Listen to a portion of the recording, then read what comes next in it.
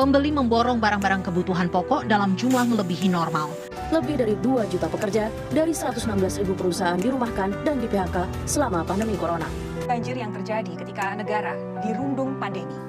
Aksi saling dorong dan lempar batu tak terhindarkan hingga polisi membubarkan massa dengan menembakkan gas air mata. Menteri Sosial saat korupsi bantuan sosial untuk warga terdampak COVID-19 terjadi dihadirkan jaksa untuk 2 terdakwa. Angka kriminalitas yang meningkat saat pandemi COVID-19. Warga terus menutup jalan agar ambulan yang membawa jenazah berikut rombongan tak bisa melintas.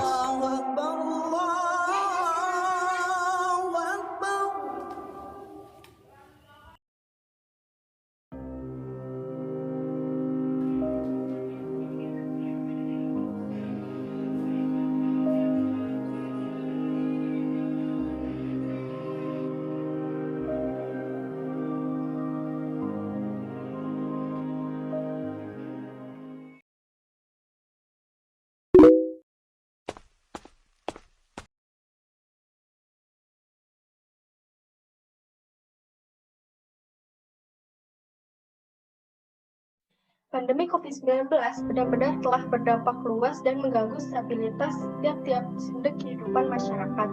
Bukan hanya dalam sektor kesehatan, namun juga dalam sektor pendidikan, sosial, dan budaya.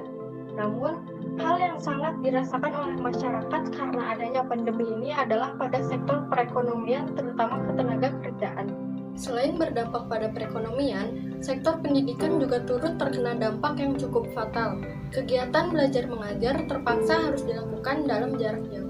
Dari segi sosial budaya, dalam penanganan pandemi ini masih terdapat disinformasi yang terjadi di masyarakat. Proses interaksi sosial secara langsung jadi lebih terbatas, bahkan cenderung tidak terjadi sama sekali. Modal sosial merupakan kunci keberhasilan masyarakat dalam mengatasi persoalan bersama.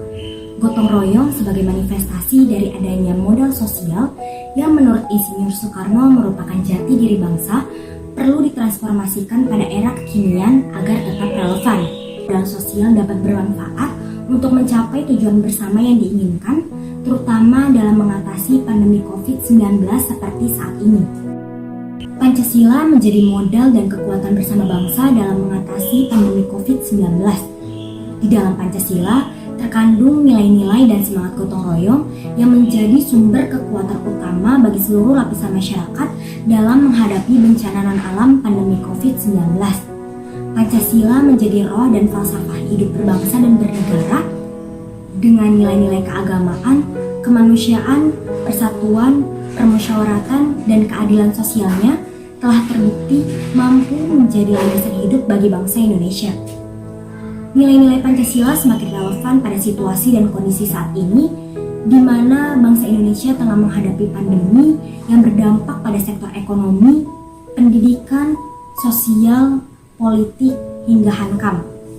Nilai-nilai yang terkandung di dalam sila-sila Pancasila memberi landasan berpikir dan bertindak bagaimana negara dan warga negara bersikap dan bertindak dalam menghadapi pandemi COVID-19.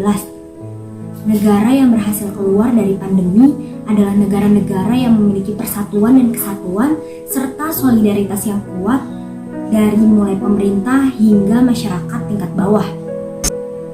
Sila pertama mengajarkan tentang nilai keimanan kepada takdir Tuhan. Manusia boleh berencana, tapi hasil akhir ada di tangan Tuhan Yang Maha Esa. Wabah COVID-19 adalah bagian dari ujian dalam kehidupan yang harus semakin menyadarkan kita tentang kekuatan di luar kekuatan manusia. Religiusitas harus semakin kuat di masa-masa seperti ini. Di saat pandemi, empati dan tanggung jawab kemanusiaan benar-benar diuji untuk membentuk suatu kesadaran bahwa kita tidak hidup sendiri dan berkewajiban untuk saling menjaga agar wabah tidak menyebar.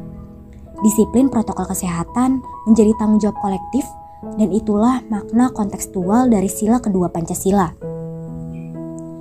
Empati kemanusiaan haruslah melahirkan persatuan dan gotong royong untuk menyelesaikan masalah. Kebersamaan dan kolaborasi ini akan mempercepat penanganan pandemi.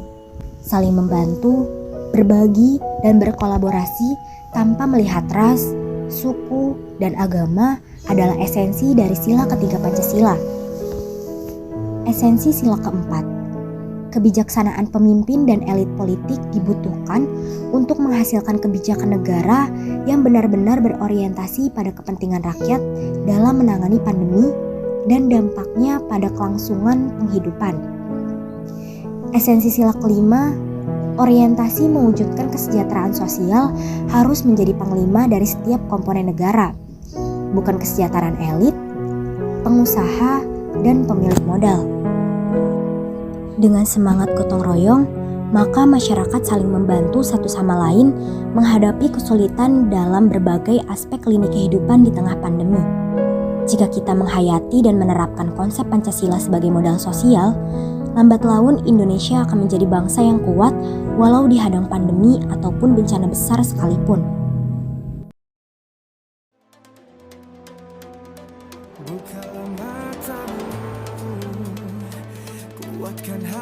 Wabah memang berwatak bengis, namun di saat yang sama melahirkan energi untuk saling menolong sesama. Dalam hal ini, kita dapat saling berkembang dan berakar dalam solidaritas sebagai anak bangsa.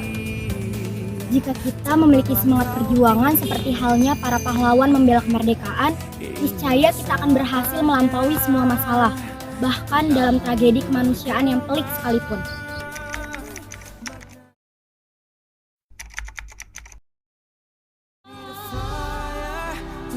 Modal sosial adalah nilai-nilai atau norma yang ada melalui interaksi dan komunikasi guna menumbuhkan rasa persatuan dan kesatuan yang ada di masyarakat.